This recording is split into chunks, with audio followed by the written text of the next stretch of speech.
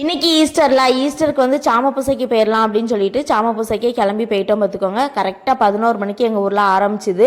ராத்திரி முடியும் போது மணி 2:30 அப்படி இருக்கும் பார்த்துக்கோங்க. வீட்டுக்கு வரும்போது சூப்பராக இருக்கும். இந்த ராத்திரி சாம பூசையில் ஒரு பொட்டு கூட தூக்கமே வராது பார்த்துக்கோங்க. அந்த அளவுக்கு நல்லா இருக்கும். அந்த இயேசு வந்து உயிர்க்கிற காட்சியெல்லாம் அவ்வளோ ஒரு தத்ரூபமாக ஒவ்வொரு வருஷமும் ஒவ்வொரு மாதிரி நல்லா வச்சுருப்பாங்க பார்த்துக்கோங்க. நல்லாயிருக்கும். அப்புறம் அந்த பூசையெல்லாம் முடிச்சுட்டு எப்போவுமே இந்த ஈஸ்டர் பூசை முடிஞ்சோடனே வேலை என்ன தெரியுமா, வரும்போது தீர்த்த தண்ணி எடுத்துகிட்டு வரணும். அதுக்கப்புறம் அந்த புது ஒளி அந்த தீ இருக்குல்ல, அந்த மெழுகுத்திரியில் வந்து அப்படியே மெதுவாக அணையாமல் அப்படியே வீட்டுக்கு கொண்டு வரணும் பார்த்துக்கோங்க. இதில் அணைஞ்சதுன்னா பக்கத்தில் யாட்டையாவது பிடிச்சிட்டு அப்படியே வீட்டுக்கு மெதுவாக கொண்டு வந்துடுவோம். எப்படியோ அந்த மெழுகுத்திரியை வீட்டுக்கு கொண்டு வந்து சேர்த்துருவோம் பார்த்துக்கோங்க.